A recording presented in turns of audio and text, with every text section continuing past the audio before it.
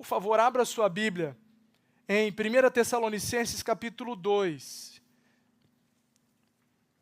E eu vou ler um pouco com vocês alguns versículos desse capítulo.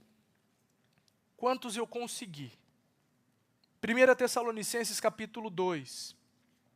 Deixa aberto aí, que eu vou te dar um contexto rápido. O ano que Paulo escreveu, ele estava em Corinto aqui, foi entre 49 e 51, a perseguição ao cristianismo já estava acentuada, mas não estava terrível, mas já estava grande. Então, perseguição, esse era um povo que se achava pra caramba, porque era uma província romana muito próspera, uma rota comercial dominante, então era um povo rico. Nesse tempo tinham mais de 100 mil pessoas aqui, nessa cidade, uma cidade muito habitada e com muita prosperidade. E nessa carta que Paulo escreve, ele está basicamente desejando ensinar ou reforçar aquelas pessoas um ensinamento sobre a segunda vinda de Jesus. Então, isso é para você saber onde que a gente está pisando, tá bom? Então, visto isso, sabendo do contexto, olhando onde a gente está na história, a gente consegue ler o texto, capítulo 2, e eu vou ler versículo por versículo, e eu vou conversar sobre cada versículo à medida que eu vou lendo, tá bom? Versículo 1, Paulo fala assim: Irmãos, vocês mesmos sabem que a visita que lhes fizemos não foi inútil. Eu vou ler devagar, ok? Então eu vou ler um versículo, dois versículos, e vou conversar com vocês. A visita que Paulo está falando é a visita que ele fez, que pregou lá, e ele está afirmando nessa carta, agora não mais lá, que não foi inútil, porque ele já tinha recebido de Timóteo informações de como é que estava a igreja. A gente vê isso em Atos. Então ele estava feliz com a igreja de Tessalônica. Quando eu me remeto para a história, e eu quero aprender nesses textos aqui, da gente se reportando para essa história, tentando aprender aquilo que Paulo falou para eles, como que isso pode ser aplicado para nós, lembrando que nós precisamos de coragem para anunciar o evangelho. Eu, quando entendo, e você, quando entende o seu papel, o seu propósito, tudo muda. A perspectiva da vida muda. Assim como Paulo está conseguindo afirmar que a visita dele não foi inútil, por quê? Porque onde Paulo chegava, o propósito de Paulo chegava. Onde Paulo chegava, ele ia pregar o evangelho de Jesus Cristo. Ele ia falar sobre a circuncisão ou não circuncisão, ele ia falar sobre sermos justificados através do sangue de Jesus, ele ia falar sobre Jesus Cristo ser aquele que redimiu, que justificou a humanidade na cruz do Calvário e ressuscitando ao terceiro dia. Onde Paulo chegava, ele pregava a mesma coisa. Se você ler todas as cartas de Paulo, as 13 cartas, você vai ver que Paulo está ensinando basicamente a mesma coisa, com particularidades de cada igreja. Mas ele está ensinando a mesma coisa, sobre humildade, sobre não vaidade, sobre generosidade, sobre o papel de Jesus na nossa vida. Ele vai ensinar sobre isso, que não é sobre religião, é sobre vida com Deus. Então, quando eu olho para Paulo, ele fala, sabemos que a visita que fizemos a vocês não foi inútil, eu fico pensando em mim. Tudo que eu faço, irmãos, está ligado ao meu propósito. Quando eu chego em algum lugar, o meu propósito chega junto comigo. Porque o meu propósito e eu não andamos separados. Eu e o meu propósito somos uma pessoa só, uma coisa só. Então, por isso que eu digo que é preciso coragem para anunciar o Evangelho em todo lugar que estivermos, porque não é o lugar que faz o meu propósito. É o meu propósito que faz o lugar. Eu tenho um propósito. E o meu propósito está em Mateus capítulo 28. Onde eu chegar, qualquer coisa que eu fizer, eu vou cumprir o meu propósito de fazer discípulos. Eu tenho uma pergunta para vocês. Onde você chega? O que você faz? De alguma forma as pessoas esbarram em Jesus porque esbarraram em você? As pessoas têm alguma coisa de Jesus porque tiveram 2 dedinhos de conversa com você? As suas visitas estão sendo inúteis? As suas visitas têm manifestado o propósito pelo qual você vive ou não? As suas mesas, o seu sentar à mesa provoca o quê? Fala do quê? Vocês conversam do quê? Gente, eu não estou falando, presta bem atenção. Eu não estou falando que você tem que sentar à mesa com os seus amigos e abrir a Bíblia e falar, vamos conversar sobre Tessalonicenses capítulo 2. Não é sobre isso que eu estou falando. É sobre você manifestar Jesus em tudo o que você fala, em tudo o que você faz. Mas como é que eu faço isso se eu não estou falando da Bíblia? Vivendo a vida.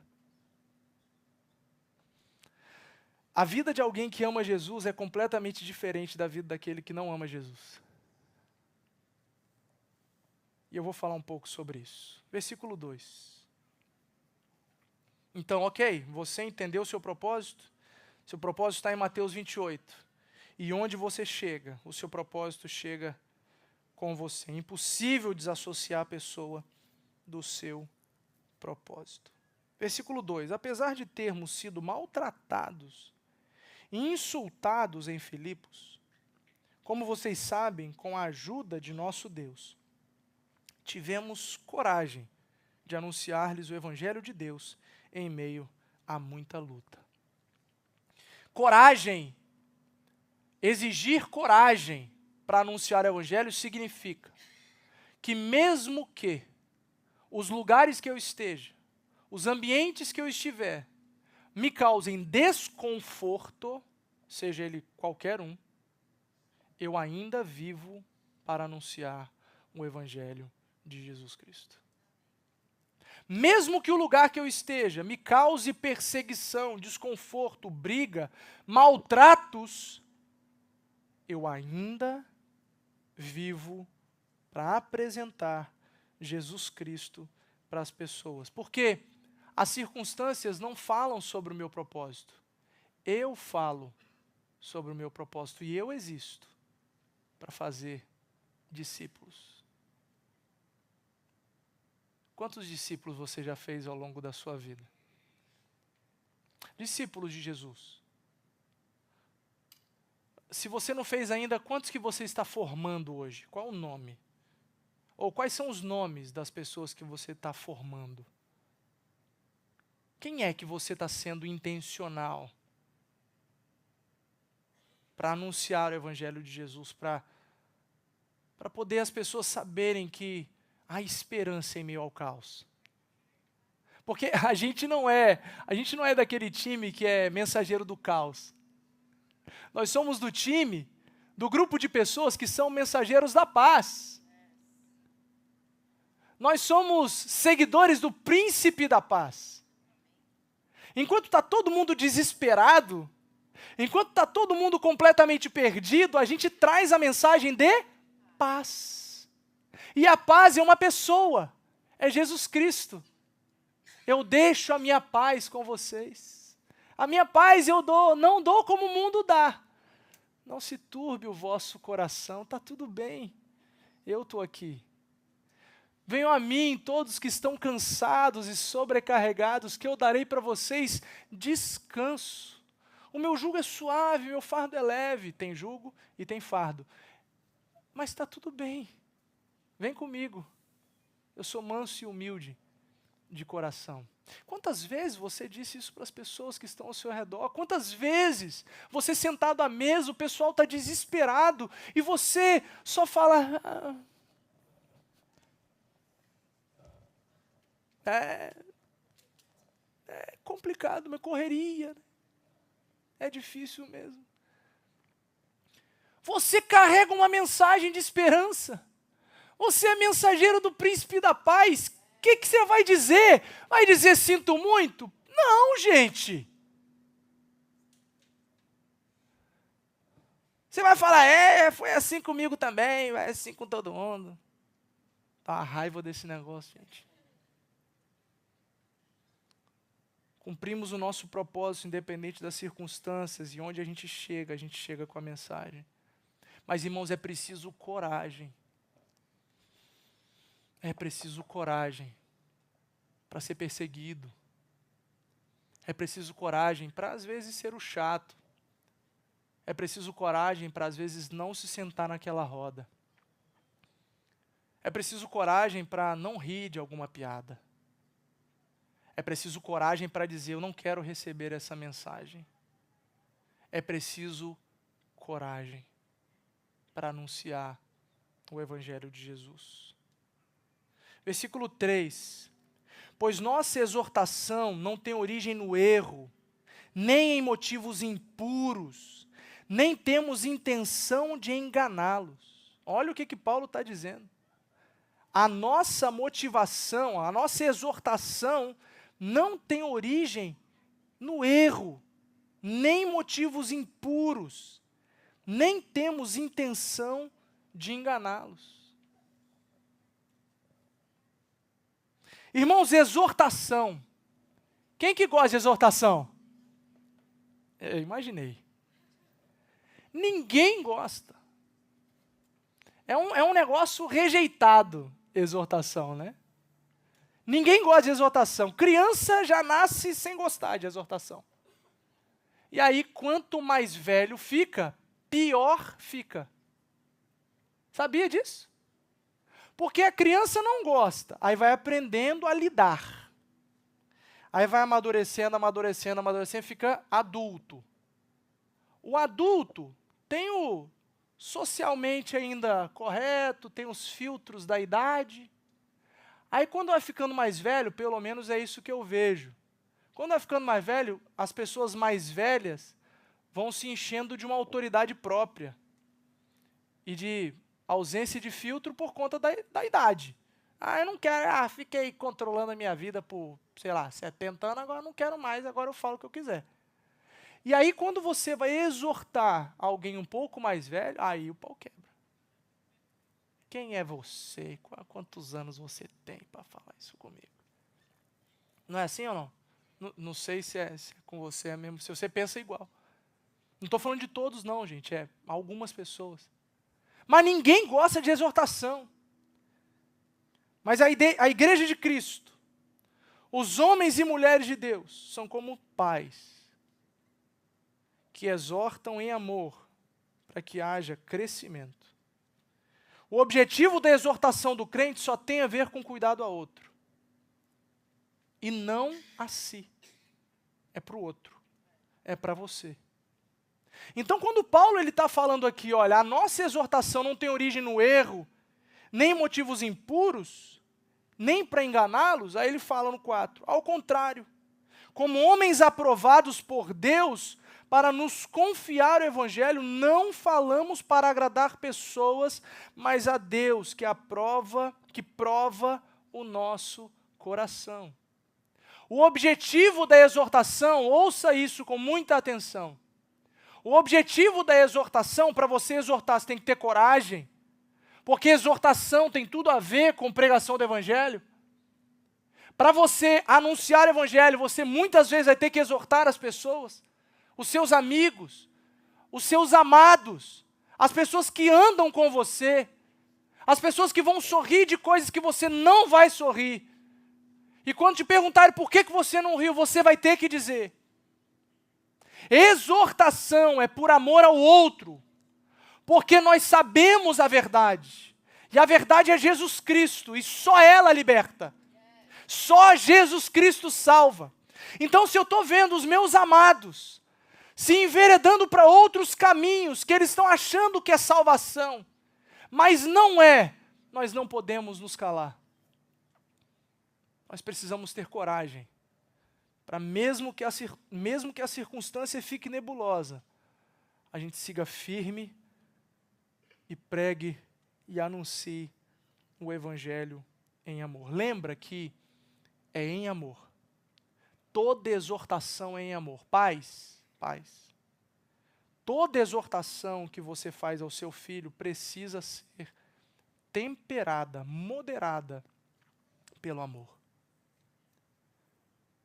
Líderes, irmãos, toda exortação que dermos uns aos outros precisa ser temperada em amor.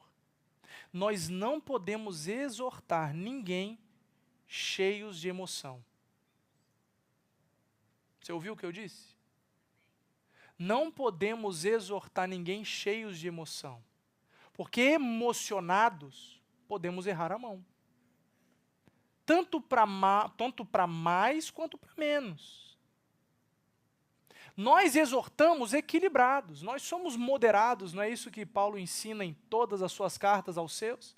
Sermos moderados, sermos equilibrados, Jesus ensina isso para nós. Então nós exortamos depois que a raiva passou, depois que o nervosismo já passou, depois que a tristeza passou. Entende? Aí sentamos, deixa eu falar uma coisa para você aqui e conversa. Pais que exortam seus filhos na raiva tendem a agredir os seus filhos. E a agressão não é correção, é agressão mesmo. E está errado, e o seu filho vai se lembrar disso, você vai esquecer. Mas seu filho vai lembrar no dia que você bateu errado, no dia que você corrigiu errado, no dia que você falou besteira, xingou o seu filho. Não acredito, não, você não faz isso. Não, você não faz isso.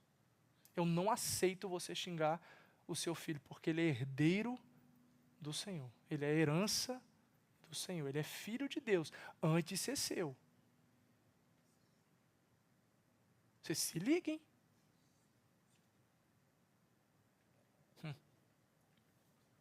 Estou exortando agora, sem emoção. No versículo 4, irmãos, eu aprendo que o crente, ele precisa ser aprovado por Deus. E quando que ele é aprovado por Deus? Tem 3 coisas aqui no versículo 4 que eu aprendo. Ele é aprovado quando não fala para agradar as pessoas. Não vive para agradar os outros. Ele não precisa de aprovação das pessoas para anunciar as verdades do Evangelho. Irmão, se você precisa da aprovação dos outros para poder anunciar o Evangelho, você vai pregar para ninguém. Você entendeu? Nem para crente, nem para não crente. Porque o que tem de crente dodói aqui não tem não. Aqui não tem crente dodóizinho, né? Não. Aqui não tem não. Crente milindroso, aqui não tem não. Mas o que tem por aí de crente milindroso, dodóizinho, aí se você falar, mas o que vai pensar de mim se eu falar que vai pensar? Irmão, olha, sem emoção, orientado por Deus, recheado no Espírito, cheio do Espírito, porque você está buscando a Deus, exorta. Prega a verdade, anuncia o Evangelho. Porque se você ficar preocupado com o que vão pensar, imagina Jesus preocupado com o que iam pensar dele. Agora imagina os apóstolos preocupados com o que iam pensar deles. Imagina todos os homens e mulheres da história preocupados com o que iam pensar deles. Alguém pregaria o Evangelho? Ninguém. Então por que é que a gente está tão preocupadinho com as nossas imagens? Por que a gente está tão preocupado com o que vão achar da gente? Isso é orgulho, irmão. Isso é vaidade, isso é você querer proteger a sua linda face, a sua linda posição, o seu perfil do Insta. É você se protegendo. E não é sobre nós. Nós carregamos uma mensagem. Nós precisamos ter coragem para anunciar o Evangelho. Nós existimos para fazer discípulos. Irmãos, não é sobre trabalhar, formar família, ganhar dinheiro, não é sobre isso. É sobre formar discípulos, fazer discípulos. Quantos discípulos você está fazendo? Quantas pessoas estão ouvindo de Jesus, aprendendo de Jesus por causa da sua vida? Ah, pastor, mas eu estou trabalhando demais, então trabalha menos. Pastor, mas eu preciso trabalhar. Será mesmo? Será que é sobre trabalho? Então faz no seu trabalho discípulos, pelo amor de Jesus Cristo. Não é sobre profissionais da religião, não é sobre mais um pastor pregando aqui, é sobre você em qualquer lugar, anunciando o evangelho com coragem. Ah, pastor, mas você não conhece meu casamento, não sabe como é que está a minha vida, não sabe como é que estão minhas relações, eu estou todo quebrado, pede ajuda para o Espírito Santo. Ele falou para você ir até Ele quando você estivesse exatamente assim. Levanta das cinzas, acorda para a vida, porque o Senhor Jesus prometeu para você vida abundante. E você não sai desse lugar por quê? Nós queremos ajudar. Pede ajuda. Nós queremos te ajudar, você está ouvindo? Nós queremos ajudar a nossa igreja, o nosso povo, os crentes que estão sentados aqui. Nós queremos ajudar você a sair desse lugar, para você chegar no lugar que você precisa de anunciar o evangelho com coragem. Ah, mas quando é? Quando eu estiver maduro? Não. É à medida que você tem da anunciação do evangelho, você tem para dar para os outros. À medida que você recebe de Deus, você dá. Tudo que Deus te dá é presente. O dia de hoje é presente. O que você vai fazer com isso? Partilha com os outros. Dê de si para os outros. Por favor, não fale para agradar as pessoas. Não seja um louco desvairado, né? Assim, agora eu falo o que eu quiser. Não é sobre isso, é sobre anunciar o evangelho. É sobre falar o que você quer, não. É sobre anunciar o evangelho. É não se preocupar com a sua imagem, não ter medo com o que o outro vai falar, achar, fofocar, fazer. Outro dia uma pessoa me pediu perdão. Pastor, eu quero te pedir perdão. Porque eu fofoquei sobre você por muito tempo. Sobre a sua família e tal.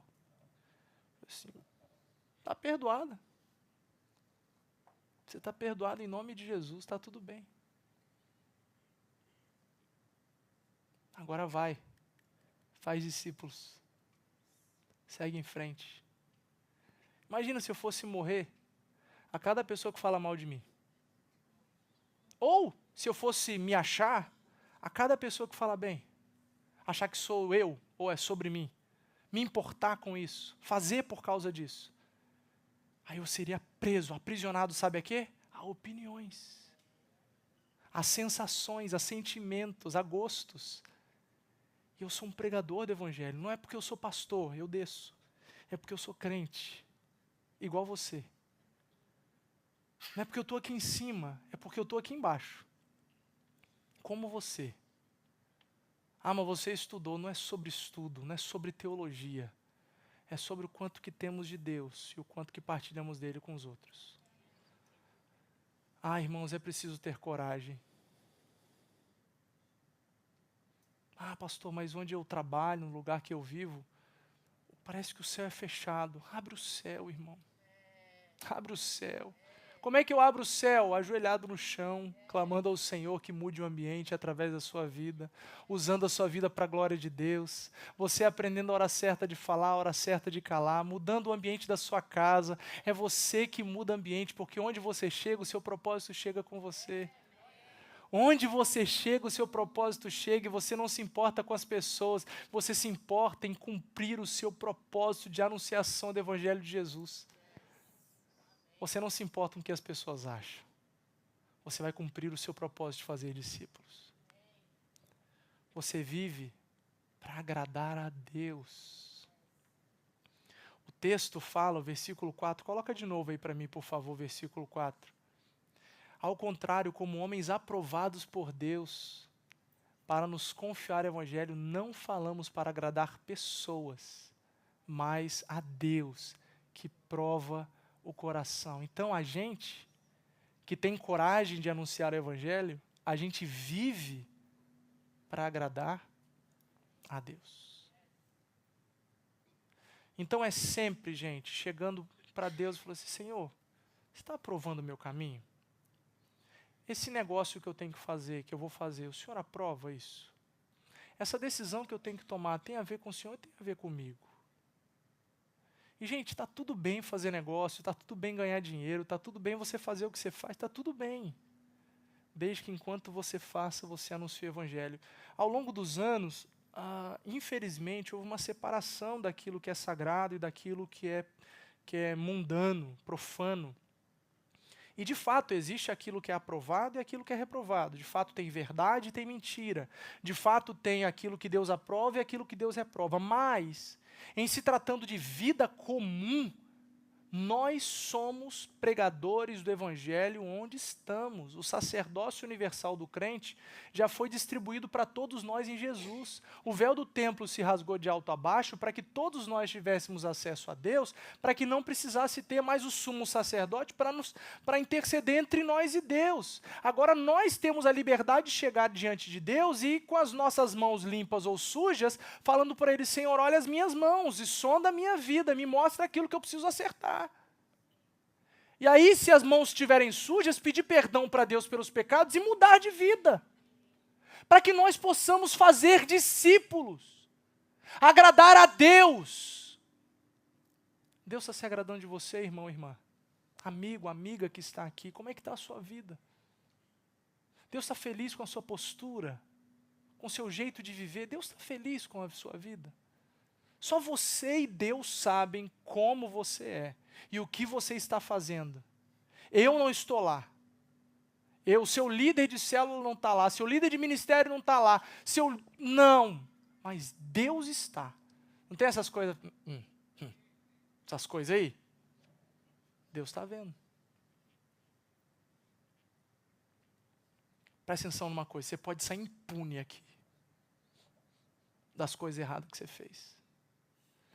Ninguém pode te pegar nas tretas que você arrumou, nos canos que você deu nos outros, no dinheiro ilícito que você recebeu, no dinheiro ilícito que você ganhou, a coisa errada que você fez com a sua esposa, com seus filhos. Mas Deus, a Bíblia promete que nós seremos julgados pelas nossas falas, todas elas, e pelos nossos pensamentos. E alguns dizem que temos mais de 10 mil pensamentos por dia. Por dia. Então, se a fala e o pensamento serão julgados por Deus, imagina o que você está fazendo e ninguém está vendo. É preciso coragem para abrir mão e mudar de vida. Para que os outros te vejam e vejam Jesus Cristo. Não dá mais para a gente esperar pelos profissionais da religião, irmãos. Não dá mais para você ficar esperando pelos seus pastores, pelo seu líder de célula. Se você não arregaçar suas mangas e começar a pregar Jesus, você está perdendo o seu tempo. E sim, como a Ingrid falou, Jesus está voltando. E Ele vai buscar os aprovados. Não pense você que frequentando igreja, você vai ser aprovado. Você não será aprovado por frequentar uma religião. Você será aprovado por cumprir o seu propósito. Por fim, o crente aprovado por Deus tem a consciência de que Deus prova o coração. Deus sempre nos dará provas para sermos então aprovados. Esse é o grande objetivo da prova, né? É da gente ser aprovado. Quando a gente tem prova na escola, não é para ser reprovado, é para ser aprovado, é para testar o conhecimento. E Deus nos prova para sermos aprovados e assim mudarmos de nível nele. Irmos ainda mais profundo, buscarmos um pouco mais, chegarmos ainda mais longe na nossa relação com o Pai. Nós só pregamos daquilo que temos. Ter coragem para anunciar o Evangelho é viver pelo propósito de fazer discípulos de Jesus Cristo em todo lugar, através de uma postura de vida transformada. Uma pregação e uma vivência coerente. A minha pergunta para você é se você tem coragem para anunciar o Evangelho. Eu tenho. Eu tenho coragem. E eu quero que nós dois tenhamos coragem juntos. Porque aí ninguém segura a igreja de Cristo. Quando nós nos levantarmos diferentes do mundo, conscientes que temos que pregar o Evangelho livremente, onde estivermos, por quem nós somos em Deus, tudo muda. Mas eu não conheço Jesus Cristo ainda. Em tese, quando você conhece Jesus, a sua vida começa a ser transformada devagarzinho, ou rapidinho. Depende do que o Espírito botar de velocidade aí, porque é Ele que transforma. Mas aí você vai começar a mudar a perspectiva de vida e vai sentir uma paz que você vai querer falar para todo mundo. E aí você começa a falar daquilo que Jesus está fazendo em você. Não é sobre saber a Bíblia, entende bem? Claro que nós temos que ler a Bíblia, orar, óbvio, isso é básico. Mas é sobre o que Ele está fazendo e aquilo que está cheio em você. Você fala com as pessoas, você se relaciona com os outros. Sentado à mesa vai emanar de você, vai sair de você. Quando eu fiz os meus 40 anos, eu só falava disso. Por quê? Porque era aquilo que estava queimando meu coração. Eu estava feliz demais. Fiquei 2 semanas só falando daquilo ali, antes do meu aniversário. Porque eu estava encantado que eu ia chegar na realização do meu sonho de 40. E aí eu cheguei. E agora tem outras coisas no meu coração que estão queimando. E quando você sentar comigo, você vai ver do que é isso. Por quê? Porque está queimando em mim. Se o Espírito Santo de Deus não queima no seu coração, você não vai falar dele. Se você não nutre o seu tempo com Deus, você vai falar do quê? Você só está trabalhando, só está preocupado com a conta que você vai pagar. Você esqueceu o seu propósito, você está confundido, você está perdido. Volta para Jesus. Volta para o centro. Volta para anunciar o Evangelho. Tenha de Deus e anuncie dele. Livremente, espontaneamente, como respiração, como parte de você, integral da sua vida. Feche seus olhos, deixa eu orar com você. Você precisa responder a 2 perguntas hoje. Primeiro, se você é um discípulo de Jesus Cristo. Se você é, louvado seja Deus. Se você não é, hoje é o dia de você se encontrar com Jesus e de você ter a sua vida transformada. Se você nunca fez uma oração de entrega da sua vida a Jesus Cristo, hoje eu queria te dar a oportunidade de entregar a sua vida a Ele. Eu queria orar por você. Eu só queria ver se você está entregando a sua vida a Jesus, levantando uma de suas mãos, bem alto para eu poder ver, e eu quero orar pela sua vida. Entregando o seu coração, orando por você, em nome de Jesus. Alguém, levanta bem alto. Eu quero entregar minha vida a Jesus, eu quero ser transformado por essa verdade, eu quero sentir essa paz. Em nome de Jesus, alguém? Levanta sua mão bem alto. Em nome de Jesus. Bem alto para eu ver. Glória a Deus.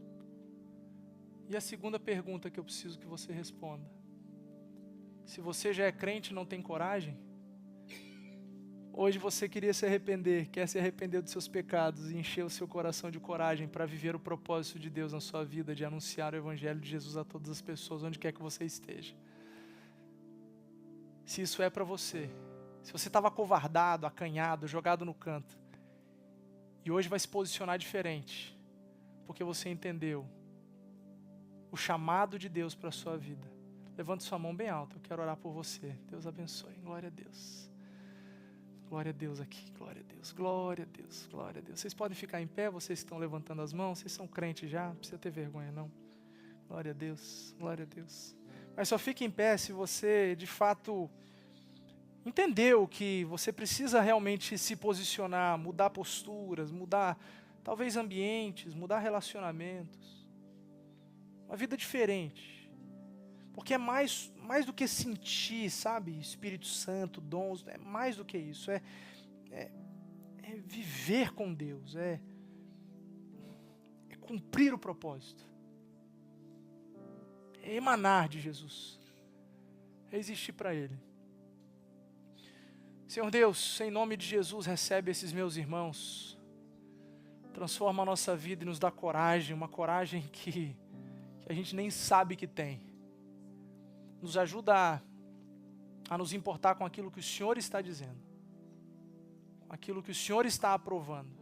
Nós queremos ser aprovados pelo Senhor. Nós declaramos agora em fé, em nome de Jesus, que não queremos nos importar com a aprovação dos seres humanos.